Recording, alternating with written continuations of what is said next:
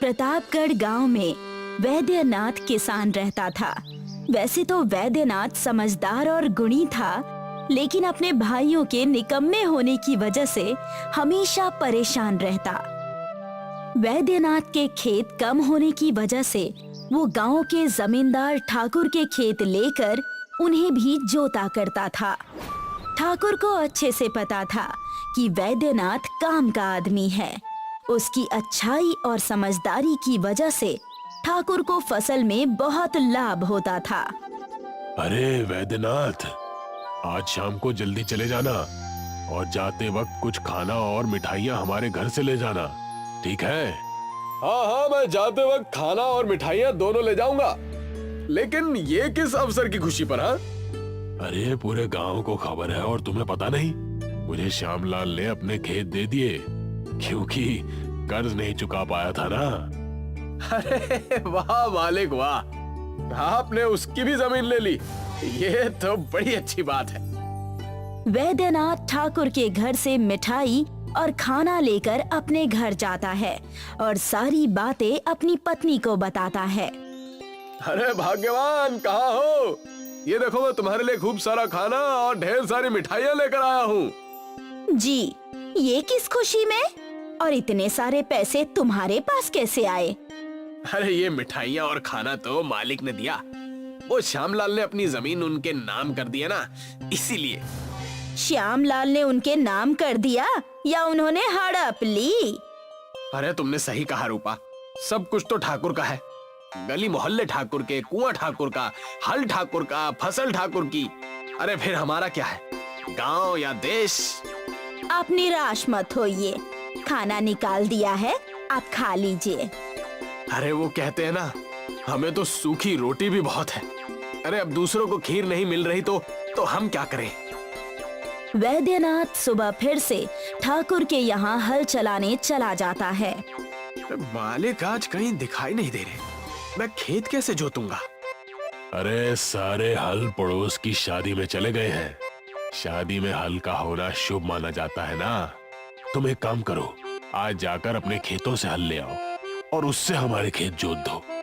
हाँ ठीक है मालिक, मैं ऐसा ही करूंगा। वैद्यनाथ घर जाकर अपनी पुश्तैनी हल निकालता है और उसे लेकर ठाकुर के खेत में जाता है। वैद्यनाथ की पुश्तैनी हल के मुठ में एक हीरा था, जिसके बारे में वैद्यनाथ को कुछ भी पता नहीं था। एक छोटा सा हीरा जिसकी कीमत 1 लाख थी। अरे आज तो मैं बहुत थक गया, बहुत जोरों की भूख लग रही है भाई। शाम हो गई थी। वैद्यनाथ जा ही रहा था कि वहाँ पर ठाकुर आ गया और कहने लगा, अरे वैद्यनाथ, तुम अभी तक यहीं हो? घर कब जाओगे भाई? आज इतना समय कैसे हो गया? मालिक आज वो हल लाने में थोड़ी देरी हो गई ना, इसीलिए। ये देखिए, ये है हमारा पुश्तैनी हल। मेरे पिताजी मरते वक्त सिर्फ यही हल देकर गए थे। ठाकुर हल की मुठ पर चमकता हुआ हीरा देखकर चौंक जाता है। अरे ये हल तो बहुत कीमती लगता है, लेकिन ये हल इस मूर्ख के पास क्या कर रहा है?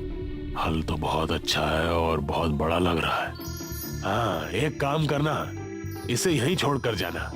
वो क्या है कि अन्य खेतों को भी जोतना है ना, तो हमारे पास हल नहीं है। कल आकर फिर से ले जाना। अरे मालिक, ये भी कोई मांगने की बात है? मैं ऐसा ही करूंगा। जाते वक्त इस हल को यहीं छोड़कर जाऊंगा। उस हीरे के हल को देखकर ठाकुर के मन में लालच आ जाता है और वो उस हीरे को लेकर जोहरी के पास जाता है। आइए ठाकुर साहब, आइए। अरे अब कौन से हार और कंगन बनवाने हैं? कोई छोटा काम नहीं करना, मैं तो ये हीरे बेचने आया हूँ। इस हीरे का बताइए मुझे कितना मिलेगा? ये हीरा तो 20 लाख का है। ये आपको कहाँ से मिला? ये तो बहुत ही प्रसिद्ध हीरा है, पन्ना का।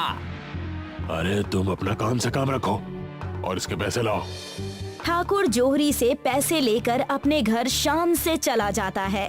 इस बात की खबर वैद्यनाथ को बिल्कुल नहीं रहती।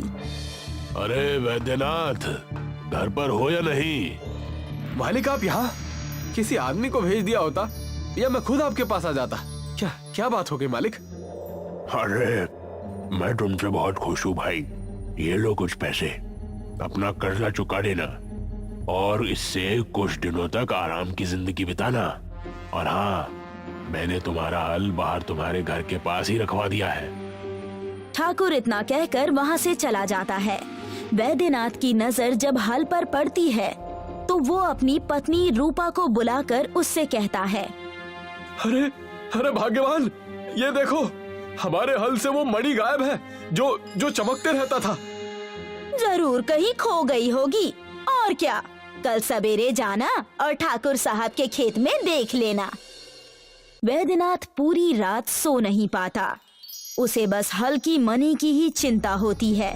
सोते वक्त उसके सपने में उसके पूर्वज आते हैं, यानी कि उसके दादाजी आते हैं और उससे कहते हैं, कितने बुद्धू हो तुम। उस ठाकुर ने तुम्हारे साथ छल किया है। जिसे हल्का मणि समझ रहे थे वो असली हीरा था, जिसकी कीमत आज के समय बहुत थी। उस ठाकुर ने तुमसे वो लेकर तुम्हें ठग लिया है। अरे अब मैं क्या करूं? मेरी तो अकल ही मारी गई थी उस समय। तुम चिंता मत करो, वो तो बस एक छोटा सा टुकड़ा था। हमारे घर के पैखाने में पूरा जादुई हीरे का हल है। उसे जाकर ले लो और उससे अपने खेत को जोत दो। उससे क्या होगा? उससे तुम्हारे खेतों की फसलें बहुत अच्छी होंगी, चमकदार होंगी और बहुत ही स्वादिष्ट फसल उगेंगे। ये कोई साधारण हल नहीं है। सपने में अपने दादाजी को देखकर वैद्यनाथ की नींद खुल जाती है और वो अपनी पत्नी रूपा से सारी बातें बता देता है। क्या कहा आपने? उस ठाकुर ने हमारे साथ ऐसा किया? हम उसे छोड़ेंगे नहीं। अरे बस तुम देखती जाओ मैं क्या क्या करता हूँ और कैसे कैसे करता हूँ। वैद्यनाथ ने बिल्कुल वैसा ही किया। जादुई हीरे का हल घर के खुफिया कमरे से निकाला। इस खेत में आप क्या बोने वाले हैं? इस खेत में आलू, जो हीरे के हल से बहुत ही अच्छे और स्वादिष्ट आएंगे। जैसे ही वैद्यनाथ ने जादुई हीरे का हल चलाया, हीरे का हल ज्यादा चमकने लगा। ऐसा लगा जैसे पूरे खेत में बिजली दौड़ गई हो। ये देखो, अब इस जादुई हीरे के हल की ताकत इस खेत में आ गई है। आपके दादाजी अगर और कुछ दिन पहले सपने में आ जाते तो क्या उनका कुछ बिगड़ जाता? हमारी जिंदगी बहुत बदल गई है अब। और वो अपने खेतों में दिन रात मेहनत करके उन्हें जोतने लगा। उस जादुई हीरे के हल की वजह से वैद्यनाथ को बहुत मुनाफा हुआ और वो ठाकुर से भी ज्यादा अमीर हो गया। मालिक, अब गांव में सब उस वैद्यनाथ की बात सुनते हैं। हर कोई उसके अनाज से ही अपना घर चलाता है। पिछले कुछ दिनों से वैद्यनाथ की जिंदगी बहुत बदल गई है। तो मुझे, अरे यही बात तो मुझे भी खाई जा रही है। आगे ऐसा कौन सा चमत्कार हुआ जिससे उस वैद्यनाथ की जिंदगी इतनी बदल गई? ठाकुर और उसका नौकर वैद्यनाथ के आलीशान घर में जाते हैं। अरे कहाँ हो वैद्यनाथ? अरे भाई, सुना है तुमने जीवन में बड़ी तरक्की कर ली है। हाँ, तरक्की तो हुई है, क्योंकि मैंने किसी के साथ छल थोड़ी किया है।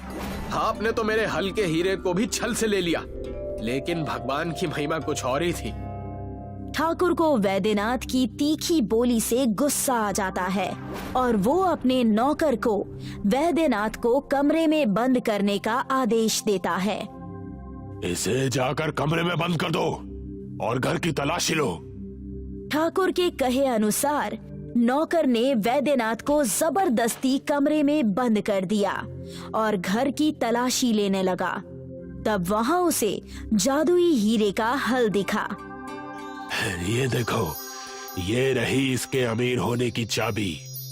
हाँ मालिक, देखो कितना चमक रहा है। जैसे ही ठाकुर और उसका नौकर उस जादुई हीरे के हल को अपने हाथ में पकड़ते हैं, उन्हें बहुत तेज बिजली का झटका लगता है।